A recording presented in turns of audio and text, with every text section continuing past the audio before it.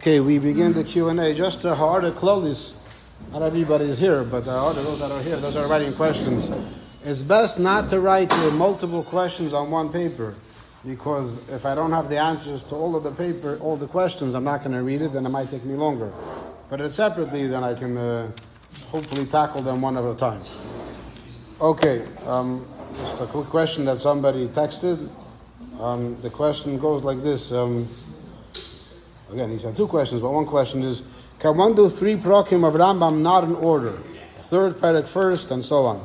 So there is the instruction from the Rebbe to do a dafka in order. The Rebbe often spoke about it, that Rambam himself is very organized, and the Rambam wants you to learn in an organized fashion, so therefore it's meant to be dafka in the correct seder, not out of order. However, if somebody is stuck, it becomes a whole shaila about being mashlomis, and sometimes in such a situation, it could be permitted or acceptable to learn it out of order.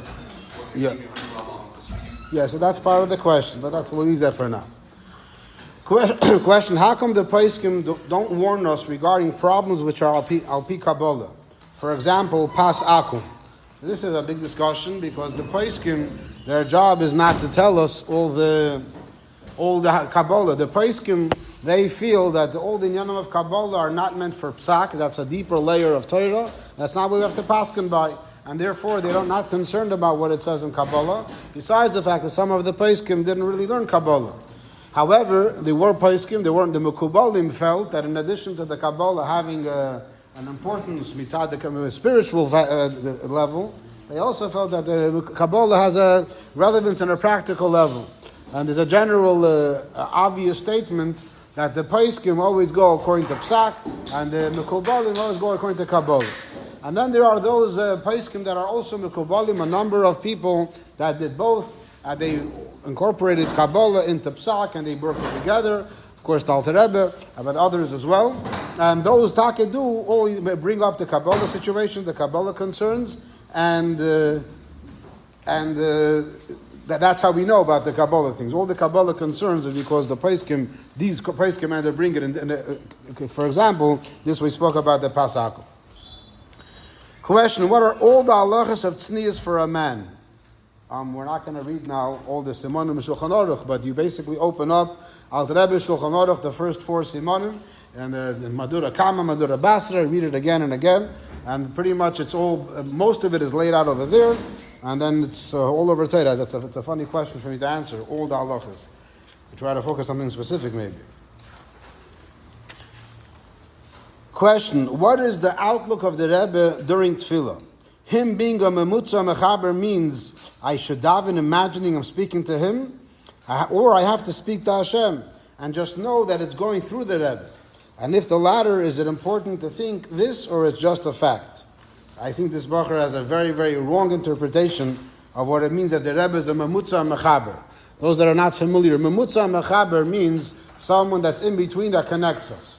So if I want to speak to you as someone that doesn't speak the same language as me, so I have a translator. So the point of the translator is connecting me and that person. So similarly, the Rebbe, Isha Alikim, Moshe Rabbeinu, they're a memutza mechaber, they connect a yid to the Eibishter. So the Bacher is understanding that in order to talk to Hashem, you have to talk to the Rebbe. And the Rebbe talks to Hashem. So by davening, I'm talking to Hashem, I'm talking to the Rebbe, and that's what his question is. I think that's a very wrong interpretation. That's not how we look at it at all. When we say the Rebbe is a mamutza mechaber, it means the Rebbe is enabling us to connect to Hashem. Unlike a translator, even though that is the example brought down, a translator is meant for my information to go to you. We don't speak the same language, so the translator is conveying my information to you. But it's not that it has to go through him. It's like a shatchem. It's making a connection between us. And the point of the Rebbe is not that we daven chas v'sholom to the Rebbe, and the Rebbe davens for us to Hashem. That's kfira. That's a very big mistake, and that could be considered a deserter. We daven to Hashem. The Rebbe enables us to daven to Hashem better. The Rebbe gives us koiches and brachas and adracha how we're meant to daven to Hashem. So not only should you not be thinking about davening to the Rebbe while you're davening, you shouldn't be thinking about that it's going through the Rebbe. That's the wrong way of saying it. You daven to Hashem, and the Rebbe enables you to daven to Hashem properly. Often, you ask the Rebbe to daven for you.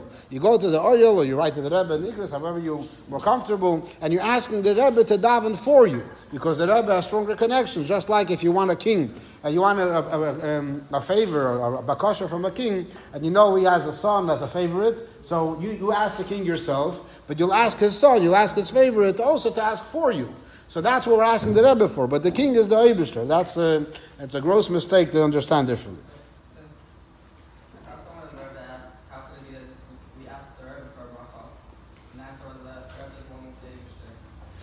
I'm not sure if you're saying it correctly, but bring the source properly inside, and then we can see if it fits with what we're saying or not. I could be wrong. It's happened many times before. Like I said before, better not to put numerous questions on the same paper. But here there's another question on the same paper. Is it our minhag, do people do it, that we add in our own words during Shema Kileinu by Shemona Esrei if we have a specific request? So, I think so. When I was a kid, before Gimel Tammuz, that was normal. All the children would daven Shema Kileinu, we would say before Kiyat HaShemet Tfilat Kolpeh, we would say, I don't think we Klusha, so that's what we used to say. It was always where everyone added that, and that's the way it always is. You should just know that in Halachah is brought down an option to add in other brachas as well. Also to add towards the end of Shemona Esrei, after a Likayin Netzer, when you add your psukim. However, Rabbi Katz told me, and he has it in his book, that he has a tradition from Rabbi Itcher Meir Garari, the Mashpia Montreal, that he said that the Rebbe told that Rebbe was particular that you should only add by Shema Kileinu, not by the other brachas. L'chayra, my understanding is the Rebbe is not excluding the end of Shemona Esrei before Yehil Ratzon. The Rebbe is excluding within the brachas themselves. That's my understanding. But yes, you can, if you want, to add in English if you want, before the words Kiyat HaShemet Tfilas Kolpeh, you can talk to Hashem in your own language, and I think many people would say not only you could, but you should very much try to do so. Yes, sir. What? Exactly. Officially not. It's only meant to be in your private tefillah. Because it was so common, I remember sometimes the Chazan, the Chazarot HaShatz, would mix up and say it by mistake. If I remember correctly, it's not supposed to be that way. That's my understanding. Yeah, that is my understanding. Okay, question: are you allowed to listen to Matisyahu? We had this today by the Pastor Yisrael shir, so we'll say again the Gemara. This question came up many times, but today we have a new answer. That in the sugya of Pastor Yisrael, the Gemara says that Ivoi, one of the Amiroim, he ate apparently pas balabais, pas akum. And the Chacham said, according to one Girs and the Rishonim, Chacham said, do not quote anything from Ivor. So we had a discussion, does that mean that they said from now onwards you shouldn't quote from Ivor, or for whatever he said until now? So if you learn the pshat that once Ivor now is speaking, eating pas akum, that's Megala Mafreya, that whatever he said till now was also somewhat iffy. So then according to that, Matisyahu, those that are not familiar, is a singer that used to be very frum and very spiritual, and unfortunately he had a shtikl yerida. Someone thinks he's coming frum again now, or that's not yet. Whatever. But he had a shtikl yerida, and not as frum as he was. And now the status of his Yiddishkeit is one that most Chassidish Yidden would not, more frum Yidden would not want to listen to his music. So, if you're going to say that it means that whatever he said until now became shaky because of what he's doing now, eating pasakum, so by Matisyahu we can say the same thing. The fact that later on he made this wrong decision, so that shows that even the Chatchila maybe he was shaky, and therefore even now we should listen to his performer music. Or you can say that the Gemara says from now onwards you shouldn't quote either. And from now on, you shouldn't quote him. And according to that, only Matisyahu's new music, which was composed after he started not being so religious, so then that shouldn't be listened to. Yeah. Well, the same idea. Once they were saying, if you say that in the Gemara, whatever he said before is kosher, and even though now he's misbehaving, it only applies from now onwards, you can say the same thing about his music. Whatever he composed before, that was coming from a good place, so I can listen to it as well. Of course, what's coming now, I can't. Nefesh of the person at the stage where he was at that point. The nefesh of the person, that's my understanding, that's what happens, yeah. When did Matisyahu cry out? I'm not familiar with the timeline. That's people that know. I don't know. Alright, question. Shimon is the son of a ger. and his non-Jewish aunt and grandmother are coming to visit for the weekend. Aunt and the grandmother think that they are Jewish because they did apostle gatus and will want to hug and kiss Shimon. What should Shimon do without offending them? In other words, I think it's simple without the whole Megillah. Ager Tzedek, so now his mother is coming to visit him. His mother is not Jewish, or in this case she thinks she's Jewish, but that doesn't really make a difference. And his mother, his grandmother, his aunt, so they're not Jewish, so they want to hug and kiss him. So is that basically the Bachar is asking, what should I do? The Bachar is assuming it is definitely forbidden for a ger to hug his mother, grandmother, if they are not Jewish. And that is assumed, that's based on with the reality that we know that Chazal tell us, a ger shen is gayer kekotin shanel adami. Once a ger becomes a ger, it's as if he's a whole new child, and therefore he has no relations with his. He's not considered related to his biological family. However, there's a tshuva from Reb Moshe Feinstein, the biggest poskim in our generation. We quoted him numerous times. And a tshuva in Even Ezer Chelek Daled, Siman Samach Daled, where he's asked this question about Gerim. He's talking about Yichud, but he has a whole, his psak din is that just like a Jew that's born a Jew to Jewish parents, there's no issur of Yichud to hug your mother, and bepashtus, your grandmother as well, even though some might argue. So he says the same thing applies to a ger. So a ger, even if his mother did not become a geirus, and she's still not Jewish, and she doesn't think that she's Jewish, and his grandmother is also not Jewish, but pashtus, according to Reb Moshe, there's no problem of yichud, and but pashtus that would continue also to no problem of hugging them. When it comes to hugging of a mother and a grandmother, it's obviously not in a way of chavivus, of bia. It's not in that kind of way at all. It's more of a way of being friendly, of it's my son, my grandson. So therefore, the pashtus would be okay. However, regarding an aunt, or an aunt, as people like to say, so that's regardless if it's Jewish or not Jewish. Even if you're both, everyone is Jewish, you're not allowed to have any kind of to hugging or kissing your aunt, even though many aunts will have a hard time hearing that. But that is the halacha, that for an aunt it's forbidden. Sister is different. By a sister it says that's minhag tipshim, ba'atzim it's mutar, but it's minhag tipshim, it shouldn't be done. But an aunt is worse. There's a concept of no hugging and kissing the sister. But that wasn't the question.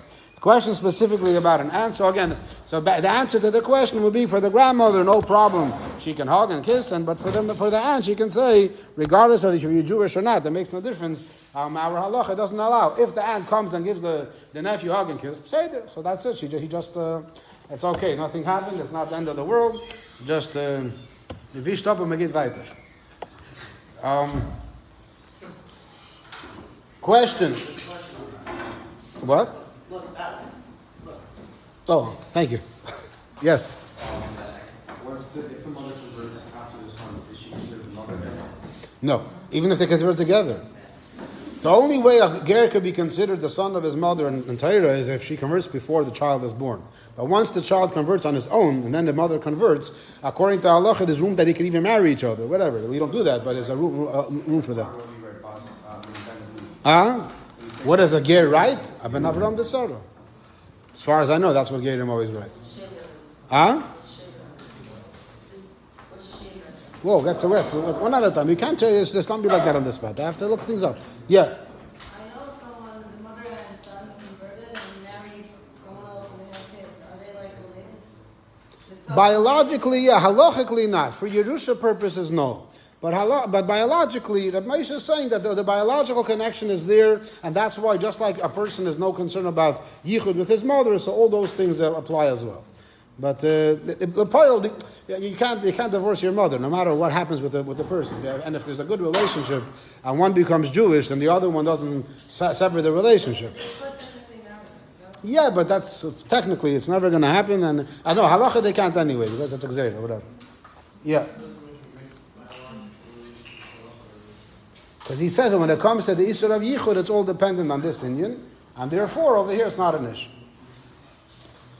Okay, weiter. Does ripping tablecloth on Shabbos allowed? What about toilet paper? If not, why doesn't yeshiva provide? This is one of the big shilas in the world. It's a big discussion. So there's basically, I would say, 3 opinions out there. There are opinions amongst Lubavitcher Rabbanim based on a sif in Shulchan Aruch. I'll read for you. The Alter Rebbe writes in Siman Shin Mem, Sif Yud Zayin, He says, "Aval bisha chasichas tolush muteres lechatchila she'ein makbid lechosche b'midah." To rip something which is not connected to the ground, unlike a leaf which is connected to a tree or a bush, that's forbidden. That's Isur D'Oraisa. But taking a piece of paper that has no words on it and ripping it, in a case when you don't care to make any specific size, so he says, muter lechatchila. It's lechatchila muter to take a blank piece of paper and rip it. The only problem is, so you guys don't know this, but as a kid, this was a big halacha we spoke about all the time, that a blank piece of paper is muktzah. A blank piece of paper has a chivas to it. I think today that halacha might have changed. But if you have a blank piece of paper, it's muktzah. But if you have a dirty piece of paper, a crumpled up piece of paper that has no words on it, you're allowed to rip it up on Shabbos. Nevertheless, if by ripping this paper, you now make this rest of the paper fit to be used for something, that's considered tikkun kli. You just now made a keli. You just made this paper worthy of something. If you're cutting it with a knife. And he brings a source for that. Now with a knife, it's also, but it's not the Yisur D'Oraisa midrabanan. And he says, and therefore, you cannot rip paper that's permitted to carry. So you cannot rip a paper if the point is to make use out of it. He continues saying that there's no problem of krireya. Krireya is only two things that are connected to each other, but one piece of paper is not a problem. So based on this, bepashtus, when you're ripping a piece of toilet paper, you're making it into something which could be used, or a tablecloth, you're ripping it away, it could be used, that would be considered misakin kli. And this is why many Lubavitch Rabbanim say that it is asur mamish, there's no heter, and even though it's not on the dotted lines, nevertheless, it's completely considered asur. Now, there are those that say that, notwithstanding this, there's something called kavod abriyos, which if a person's in the bathroom and he doesn't have toilet paper, it can be very uncomfortable. And for kavod abriyos, we do make certain heterim, and therefore, again, it's a huge sugya. There's tons and tons of maram mekaymis, and that's why there are some rabbanim that say that it is permitted because for kavod abriyos. Then there's a third approach amongst Lubavitch Rabbanim that say it can even be muter lechatchila, and they say that this is not considered a tikkun kli. A piece of paper is not considered a tikkun kli. It's not making it into a kli. And somebody asked, what about if you use the toilet paper first and then rip it? Because when you're ripping now, you're not making it into a kli. So the response was, you're making the roll into a kli, because the roll won't be used if part of it is already then the part that's on the roll won't be used. So therefore, that's not an argument. But there is a different part. When I was a Bach in Yeshiva, there was one of the Rosh Yeshiva, he's still alive today, when the Ziknei Anash today, his name is Reb Chaim Shalom Deitch. Chaim Shalom Deitch is a Rosh Yeshiva in Teras Emes, Rosh Chayil, Tzemach Tzedek, Yerushalayim, used to come give a shir once a week in Halacha, and he gave a shir on the subject, and he spoke about, he said it's not considered making into a kli, that for him wasn't a shaila. The shaila was about mechatach. Mechatach means you're cutting something to be a specific size. And many people, when they go to the bathroom and they cut toilet paper, they know the size. Some people just rip and whatever comes. But some people have like a cheshbon, they know how many squares they're going to be using per vish. And b'meila, they want a certain size. So Reb Chaim Shalom Deitch said that's not considered mechatach, because you don't care to get this size. You care not to schlep the whole roll together with you. So he was basically saying that he was more lenient than chatchila, it's mutar. And there's one of the biggest rabbanim today in Hilchos Shabbos, Rabbi Yekusiel Farkash, from Eretz Yisrael Yerushalayim as well. He has Svarim called Shabbos Kalacha, and he has for, I think now 4 or 5 volumes already. It's only 4 still. 5? So in his 4th volume, he put out that it's mutar. Also, he also said this, somebody have to be careful, but he was matir, and people attacked him, and he responded, and he said, I'm not getting into arguments, and he just said his psak, and that was it. But the poil, that's different opinions. That's what's out there. So, what are you supposed to do? Ask your personal rav, because there's different Lubavitch Rabbanim that say different things. In the yeshiva, there were years that the Bachim prepared, years that Bachim didn't prepare. The problem is that we put out a number of rolls of toilet paper on the table, and ends up turning into a football. It's all over the zal, back and forth, it gets, and it's just, we can't just offer too much. But every Bachim, and this is pretty much all the Rabbanim, even Rabbi Farkash agrees, that it's much better to cut it up before Shabbos, and that's what you should be doing. By the Nittel Nach Shir, if whoever remembers, we spoke about that I think was Imre Yamis, I think.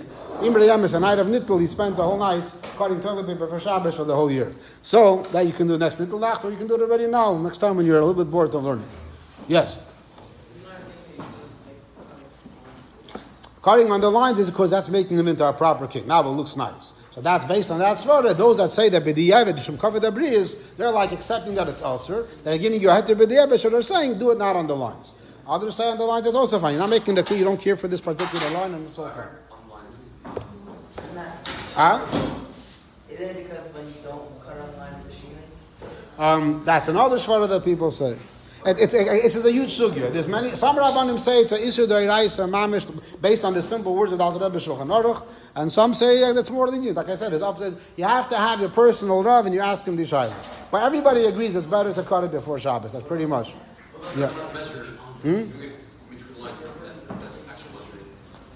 It's not about measuring. I'm just trying to not make it into a keli. I'm squishing it up. I'm making it not look nice. So that's not considered. There's another svara people say to use it and put it into the toilet and then flush, and then the water will flush it down itself. That people do that also when they get stuck. I know that because I went into bathrooms on Shabbos and I saw that the water didn't work and it's uncomfortable, whatever. Yeah. Oh, tablecloth. Very good. I forgot to point that out. Tablecloth is a lot more to be machmir, because by tablecloth you probably do want to have the correct size, and tablecloths are a lot more of an issue. Thank you, Akasur. Tablecloths are more of an issue. Huh? That's a different story. That the pashas is not a problem. Huh?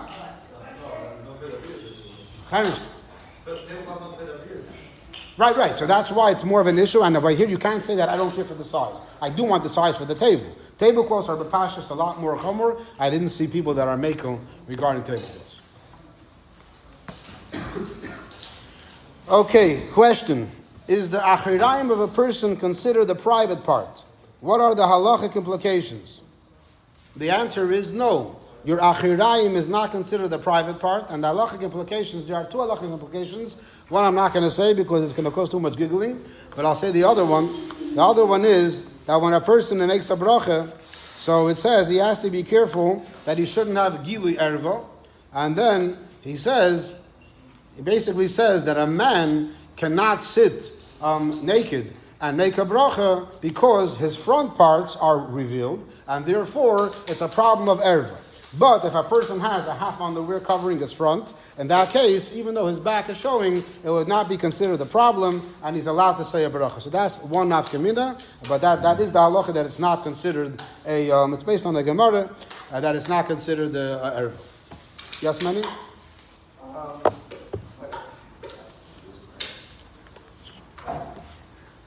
Okay. Okay, next. How can you put tefillin on someone if you are unsure if he has a guf naki? There's a mitzvah to put on tefillin, but there's also a halacha that a person should not put on tefillin if he doesn't have a guf naki, which means that he should have cleanliness in his nefesh. He shouldn't be thinking not appropriate thoughts. So when you're going on Mitzrayim and you're putting on tefillin with Yidden, maybe he doesn't have a guf naki. Maybe he has a not appropriate thought. So there's a famous answer for this.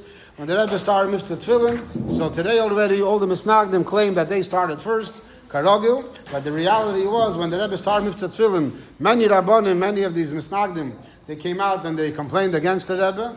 I just saw an acute word that a misnagid that became a chassid, a Lubavitcher, so he once went to visit his misnagdish Rosh Yeshiva. So he asked the Rosh Yeshiva, why do you hate the Rebbe so much? Why do you hate Chabad so much? So he said, I have two issues with the Rebbe. Number one, he took one little medrash that it says that Eibusher has a taiva to make a dira b'tachtoinim.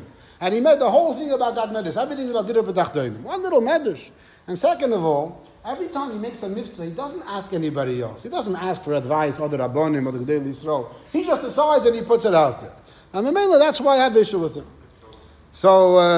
So this chassid went back to the Rebbe, and apparently he told us to the Rebbe. This story is I don't think it's accurate, but I'll call upon him the concept. So the Rebbe, when the Rebbe heard the two complaints, the Rebbe said, one question answers the other question. A Rav that doesn't understand why one medrash is very important is not a person that I have to ask him for advice before I make a mitzvah, talk about anything. So the reality is that when the Rebbe started mitzvah tefillin, many people came out with the tightness against. Some people were stam haters. But some people were like, whoa, this is something very new, and you should know, by the way, not just Misnagdim, but even Lubavitch Chassidim. Even Lubavitch Chassidim, it's Yedua, that when the Rebbe came out with Mitzvah Tefillin, many Chassidim in Eretz Yisrael were shocked by this concept. They were felt that this is not, it can't be. Chabad is now standing on the streets. You have to daven barichas, you have to tefillah, all this kind of stuff. They couldn't imagine that it was sincere until they understood that over time it became clear this is what the Rebbe means. So amongst the people that had the questions, so apparently they asked the Rebbe some of these questions, and by a Fabring and Shabbos Bereshis Tavshin Chavches, the Rebbe went through a list of questions that people are asking him. The Rebbe went through a list, in the Sichitz it brought us 4 questions. I'm not sure how the Rebbe said it, but this is one of the questions the Rebbe was asked. That I asked the Rebbe, how can you tell people to put on tefillin with Yidden if these people are standing on the street, maybe they have bad machshavos? So the Rebbe had 5 responses.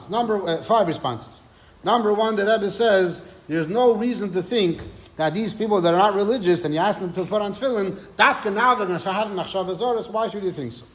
Number 2, the Rebbe says, even if you think that he might have machshavos zoros now, the Alter Rebbe, the Magen Avraham, they paskin that it's only usher to put on tefillin when you know that bevadai, it's impossible that he won't have machshavos zoros.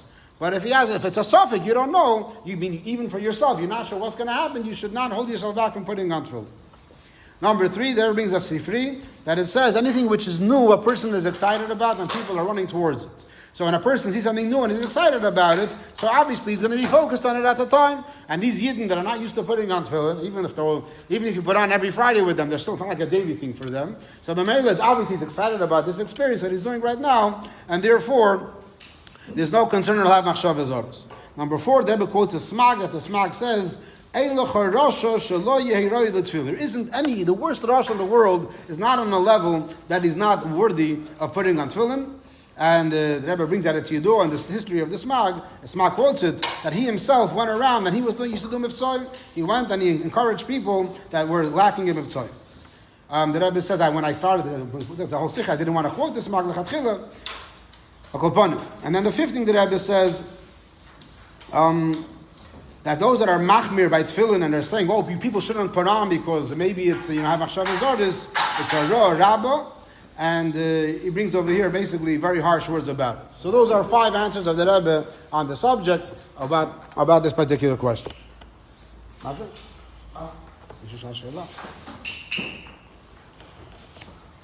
Okay, another question which is a big heavy question, many discussions. If someone dies al Kiddush Hashem, do they go to Gehenna, or at least is it lesser so? Number 2, what about in a terrorist attack?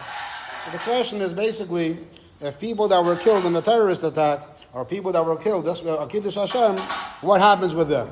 So if a person is a Fruma Yid, then there's no Shaila. But what happens if he's a not religious Jew? That's the reason for the question. So it's a big discussion, and some poskim say that the dying al Kiddush Hashem, some want to say only means if you're threatened, either bow down to Avodah Zarah or I'm going to kill you. The guy tells you one or the other, then if you say kill me instead of bowing down to Avodah Zarah, that's considered dying al Kiddush Hashem. And that's for sure, the Gemara says, whoever dies on Kiddush Hashem goes to the highest Gan Eden, has the biggest char together with Rabbi Akiva, and very, very holy. The shaila comes, what happens if the person wasn't given that option? He was killed just because he's Jewish, and he wasn't even spoken to before. Unfortunately, to terrorist attacks and those kind of stories, they weren't given an option, they were just shot down because they were Jews. So what's the definition over here? So the Rebbe speaks about this in many sikhs, in Tavshin and Aleph, Asar B'Tevis, Shabbos Parshas Vayechi. The Rebbe says, Kol Eilu, there's a whole discussion about the Holocaust, which is a big sugya. What's the Rebbe's approach to the Holocaust? The Rebbe looks at it as a cleaning or something which is like a surgery, whatever. Different years, the Rebbe said different things. So the Rebbe says all those that were killed in the Holocaust are called Kedoshim. The Rebbe says all Jews call them Kedoshim because they're killed al Kiddush Hashem, and we say about them Hashem Yinkein Dama. And the Rebbe goes on and on to say that they're considered Avodov, Yinkein Dama Avodov Hashafuch, and therefore they have a tremendous mileage just because they were killed al Kiddush Hashem, besides whatever frumkeit they had in their lives. And the Gemara, he quotes the Ma'amer Chazal that no one can stand in their daladamas. The Rebbe also quotes the Gemara where the Gemara talks about this people that Russia that died, and then a Russia that was killed. And the Gemara says, a Rasha that was killed, even though he was a Rasha, but he was killed while he was Jewish, because he was Jewish, so the killing itself is a kapara on the bad things that he did. So basically, the Rebbe is bepashus and the kav that these people are considered kedoshim, and yes, they go as also they're considered going to a special mechitza. Now, regarding the question, so did they go to Gehenna at all? So it says even tzaddikim have to go through to Gehenna to clean themselves. Then there's another story with Rabbi Elazar ben Durdaya. Rabbi Elazar ben Durdaya, who was that? You know, Rabbi Elazar ben Durdaya, who was that? Huh? The guy with the mountains, yeah? Anybody else knows Rabbi Elazar ben Durdaya? Rabbi Elazar ben Durdaya? The guy with the mountains, yeah?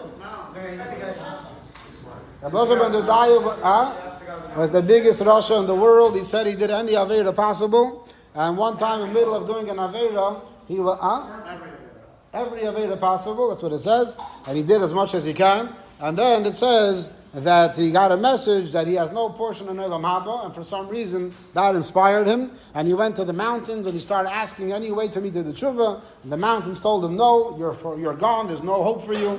And then he says he cried, and until his neshama left his body, and as his neshama left his body, Rabbeinu HaKodesh cried, and he said, Yesh koine elome b'shah achas, that in this one moment, Elazar ben Durdaya did such an extreme level of tshuva, he's going to Olam Haba.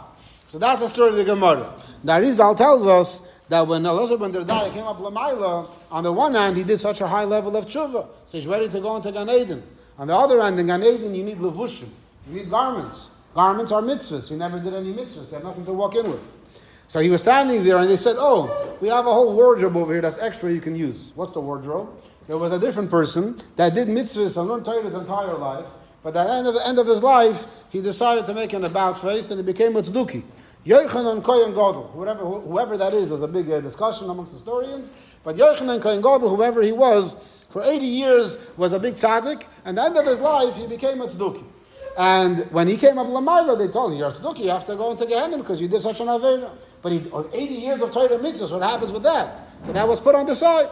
Now Rabbi Elazar ben Durdaya came and he received those Torah mitzvahs. So it could very well be that all these Kedoshim that were killed on Kiddush Hashem and they're different in the Holocaust or terrorist attacks, if indeed they had no wardrobe, if they had none of their own mitzvahs, it's very possible when they came Lamaila, they found other people and they took their mitzvahs and they were able to go in, or maybe Taka they didn't have, and then they Taka had a problem. I can't say.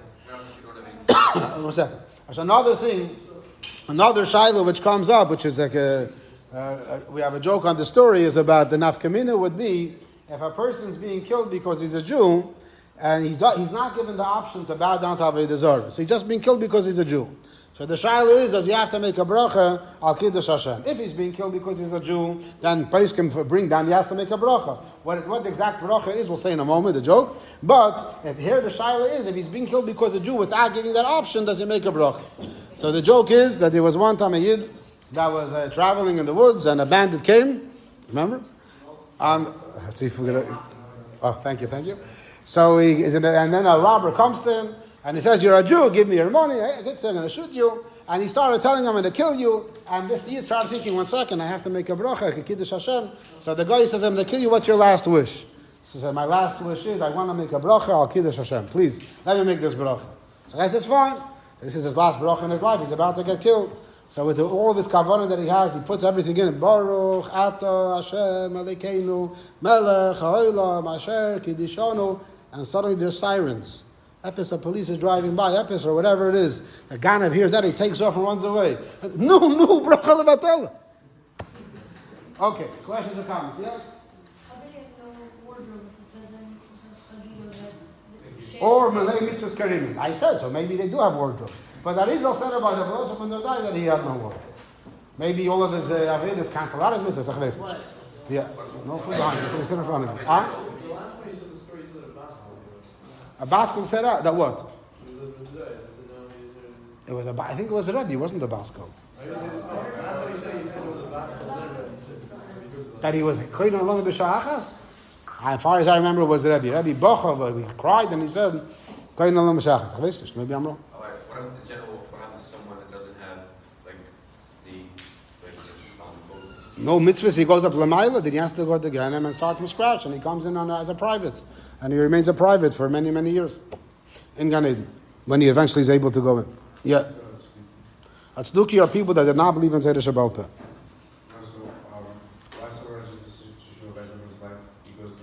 What?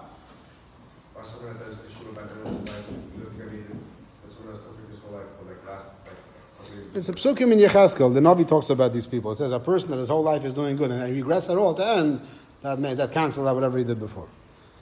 He dies at that moment when he's not believing. That's when it cancels out. Yeah. He lost his own. That's not a wardrobe. The Avedis have don't create anything. Is there a bracha? Yeah, there is, but it's a discussion what it is. Safek bracha is like, yeah. Yeah, but like I said, you start as a private. Meaning, if you learned a lot of mitzvahs, and also did Avedis, and then you clean up the Avedis, and then when you're ready to go into Gan Eden, and you're ready, a colonel, I don't know, whatever you are over there.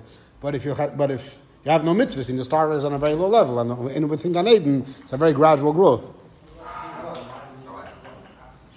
Huh?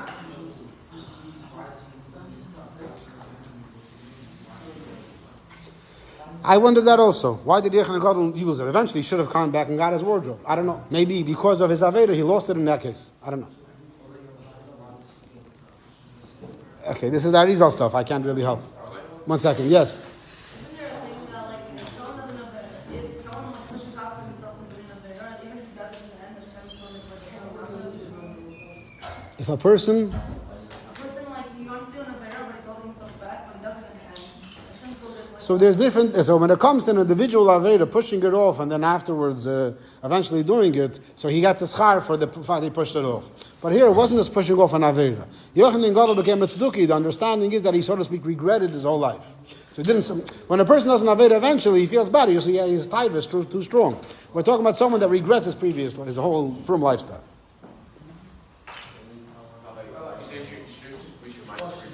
I'll say fine, too late now. Yeah?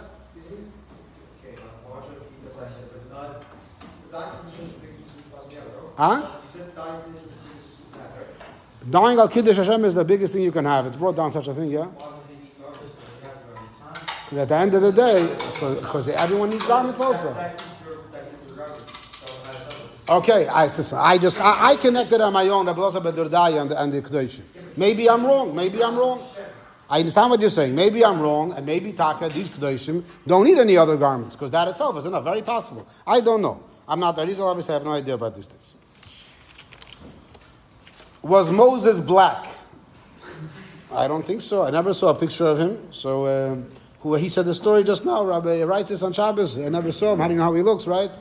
His wife was a Kushis. But even his wife, you don't know what that means. There's different opinions. Either she was a Kushis and she was black, or she was a Kushis that she was very good looking, and black was the kind of Lashon Saginoir.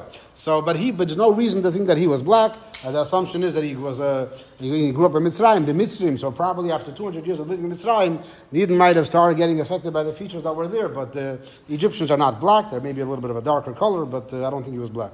20 years, not 200. 20 years, not 200. The Yidden were in Mitzrayim for 210 years. You said Moshe was in it. Moshe was there for 80 years, but the Yidden were there for 210 years. What about Moshe being in Kush? Just because you're a king of a country doesn't change your features. Okay. How long has Moshe been in Mitzrayim? So there's midrashim about that, what age he left. You're right, he was 20, but the Yidden before, so before he was born, they were there for 130 years.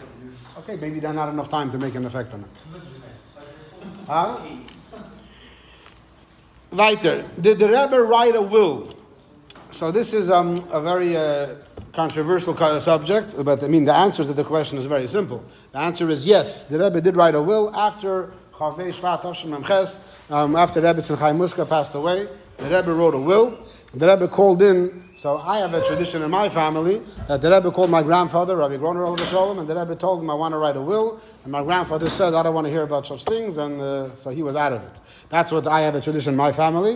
However, the reality is the Rebbe did call in for sure other people. Rabbi Chadakov, who was the Rebbe's chief secretary, and Rabbi Nissen Mendel, and the Rebbe called them in, and the Rebbe told them an instruction what to write, who should be in charge of what, who should get his personal belongings. The Rebbe had one niece, and she should get the personal belongings, and who should be in charge of Merkez L'Inyanei Chinuch and the different organizations, who should be in charge of everything, and the Rebbe had a whole list. The problems is that the Rebbe then asked he told them about what to write, and then they wrote it one way, and then they asked a second time, and then it became complicated, and basically, after Gimel Tammuz, there was no properly signed will that anybody has seen.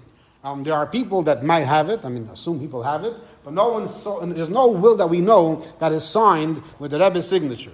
Now, what happened was, there was a whole bunch of people that were involved, that were at the time where the Rebbe gave them instructions, and so a number of Rabbanim got involved. People asked them to make a birur, and they were mevader, and they said, it's clear from the Rebbe, our Megvias Edus, how things are supposed to run, and even though it's not assigned, the will that we have is not signed, but the Rebbe did agree that this is the way it should be, and these people should be in charge, and these things. However, other people felt that since it wasn't signed, it's because it wasn't supposed to be the final psak, and they wanted to get other Rabbanim to do, and it became very, very uncomfortable, and it became very not nice, and everyone wants to do what the Rebbe wants very much, but everyone thinks that my way is the right way. Unfortunately, this is the classical story of Talmidei Rabbi Akiva, where each chassid feels, and these are all great chassidim. All the people involved were great chassidim that dedicated their lives completely to the Rebbe, whether it's on shlichus or people that were involved in other capacities. They were really dedicated to the Rebbe, and each one felt that what I'm doing is the right thing, and even though that guy said differently and that Rebbe said differently, he doesn't know, because I know better. And it became very nasty, and really, that's where really you can say the big split in Chabad really began, as a result of this tzavah. Who's in charge? Is he in charge? Am I in charge? And that led to a lot of uncomfortable things, and like I said, Rabbanim got involved, v'chulu v'chulu. So, what I would suggest is that the Rebbe obviously didn't speak about this publicly, but my opinion, if it's being asked for, is that this is something which Bochum should not get involved in at all. Just like whenever it came to Machlekes before Gimel Tammuz, the Rebbe spoke about different fights that were going on in Crown Heights or other places, and the Rebbe was always that Bochum should not get involved at all. A Bacher's job is to learn Torah, to be misasik and avedas atfila, kiyu mitzvahs behidur, afatas hamayonis. A Bacher should not get involved in any of these kind of things. A Bacher should only listen to his mashpia and not be involved in these things. If you are in such an important board of one of these important organizations, then you'll have to figure out what to do. Someone raised their hand. Yeah? Was there a Rashki in the whole situation? Whoa. I'm not sure. Okay. Since you compared it to Rabbi Akiva and some of the students, was there a Rashki Okay, now I get it. I understand. Okay, so this Bacher also wrote 3 questions on the paper. I'm going to start with the second paper. The second question is connected to the past question. The Bacher is asking, should we buy Svardim from the Vad or from Kahas? So this is basically connected to this same question, which there was, based on that whole argument, there were different opinions about who has the rights and who should be the one publishing the Rebbe's Svardim, and that led to, if you look at the shelf, you see we'll have different colors of the Good Sichos. We have the brown ones and the blue ones, and other Svardim as well have different colors, of different shapes and sizes. So the Bacher is asking, what should we buy? So again, my answer is, this is not a thing Bacher should get involved in. You should ask your mashpia, papel mamish, what to buy. Asking me, buy both, no difference. But if you want to, that's my opinion. But what you should do, you should ask your personal mashpia, and don't get involved in any of the arguments in the machlekes. Yeah. Huh? The blue one is nicer. All right? Yes. As a Bacher, it's not the Rebbe didn't tell me not to republish or I don't know. My opinion is whatever is being published by Kahas or by any of these organizations run by Chassidim that are dedicated to the Rebbe's Torah, I think that it's fine to buy, and other Rebbe buy it and learn it. That is my personal opinion. Don't get involved in all these things. Whichever one is cheap.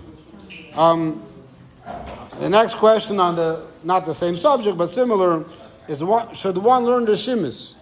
We spoke about this in the past. So what are the Shimis? The Rebbe wrote for himself notes over the years. In the earlier years, the Rebbe wrote for himself many notes. Divrei Torah, diaries, personal things that he wrote, and also before he spoke or after he spoke, he would write down a summary of what he spoke. And the Rebbe had these booklets, notebooks in his office all the years till Gimel Tammuz. Now, my grandfather, I mentioned before, Rabbi Groner, worked in the Kahas as well, and the Rebbe would often tell him to quote a certain part, a certain inyan from his notebooks.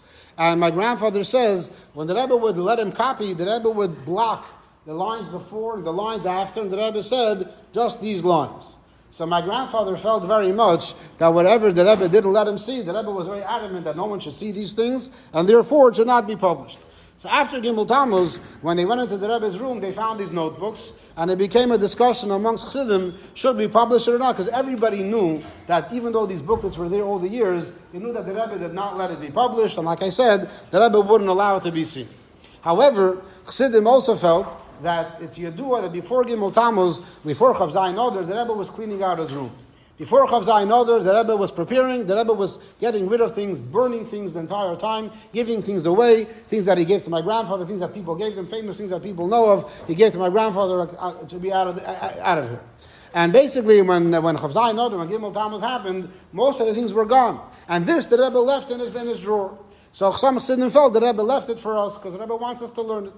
So there was a din of dvarim amongst Rabbanim, and at the time, the majority of Lubavitcher Rabbanim said it should be published. When it started being published, so there's a famous magazine called Beis Mashiach, you all heard of, I imagine. Beis Mashiach was publishing the Rishimis. Everyone was very excited. These are new Chidushei Torah from the Rebbe that everyone should be learning. However, after a while, some people started saying, no, this is very wrong. The Rebbe never published it. Who are we to go into the Rebbe's private things and take it out? And that voice became louder and louder, and the people running Beis Mashiach eventually agreed with that voice. I'm not sure willingly, the Poyel ended up becoming their opinion as well, and now it came like that.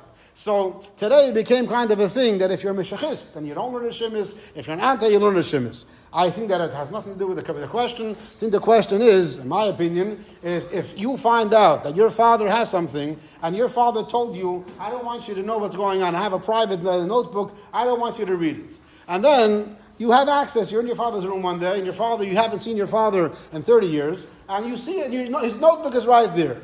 And you really want, and he, even if he told you, it wasn't so clear, but he strongly hinted to you that he doesn't want you to read it. Would you read it anyway? I think so. I think that if this is my father and I love him and I care very much about what he has to say, so even though he didn't want me to read it, that he didn't want me to say b'shumay for me. So it wasn't like an official announcement. He implied very much not to, but I love him and I care. I want to know what he has to say. I want to know what his thoughts are, what his private thoughts. So therefore I would read it. So that's my personal opinion. However, like I said, there's other opinions out there as well. Yeah. Some people say because the Rebbe left it after cleaning everything else out, because the Rebbe intended the Chassidim to refine it and publish it. What? He burned many other things. Huh? So he can bury it. He could have put it in a thing and said to bury it and throw it and put it away somewhere. Again, this is all interpretation. Everyone's up to their own what they want to say. What? In the basement of 770, there was a kind of fire boiler, much exactly where the Sreifas Chametz was there also. Next question on the same paper, are the tunnels good or bad? The tunnels, those that are not familiar, so in 770, 770 is very limited in space, and the Rebbe wants 770 to be expanded. However, for part of what I said before about the different arguments, no expansion has been happening in the past many, many years. So a number of years ago, a number of Bochum decided enough is enough, and they decided to start digging on their own. What? What did I say? Years ago. I said years ago? A number of years ago. It's a number of years ago. They started, until it became public. It was just recently. But they started a number of years ago, and they started getting involved in building, and digging. So people call it tunnels. It wasn't tunnels. They basically dug a whole big room, an expansion of 770. And then what ended up happening is that someone found out, and they decided they're going to seal up the whole thing with cement. And at that point, the Bachram realized that if they're not going to do something drastic, then it's all their work for the past 2 years, 3 years, whatever it is, will go down the drain. So the Bachram decided to openly do it in front of everybody, to break it open. Everyone should see what's going on, that it's very reasonable and doable to make an expansion of 770. And what ended up happening is that on Hola, different people said stop doing it. The Bachram didn't listen. People took videos, they published it all over the media, and it became a big Chilul Hashem. So the Bachar is asking my opinion. My opinion is expand 770. I'm very pro the tunnels. I think that the people that took those videos and spread them out are showing. They're the ones that are the wicked people. Why are you taking these videos and spreading them out? And the reality is, and I don't know why people aren't saying this, because the reality is that the whole way 770 expanded. 770 went through three expansions. So the second expansion was also done by Bachrim, and that's why there's beams in 770 until today, because the Bachrim were knocking things down. They're afraid to touch the beams. That's why the beams were there. And the Bachrim did things all on their own, and many things in Chabad came from the Bachrim starting it. Many Yomim Tevim, whether it's Heitevis or Chav Chasivin, these are things that began because the Bachrim pushed for it and made it happen. And I think that the same thing should have happened over here. Now, listening to Anhola is very important, and if Anhola said to stop, they should have stopped. But the Esem Inyan, I think, is a very positive thing. I'm very upset that it ended the way it ended. Again, you should listen to Anhola, and I'm not telling any Bachar to go and do such a thing. But in Inyan, I think that's what should have happened, and it's very unfortunate that it ended up coming to a very sad end. Hopefully there will be more Chevrelite that will come again, and won't be Nispol, and they'll do it properly this time, and hopefully it'll be an expansion. Bias Goyel Tzedek.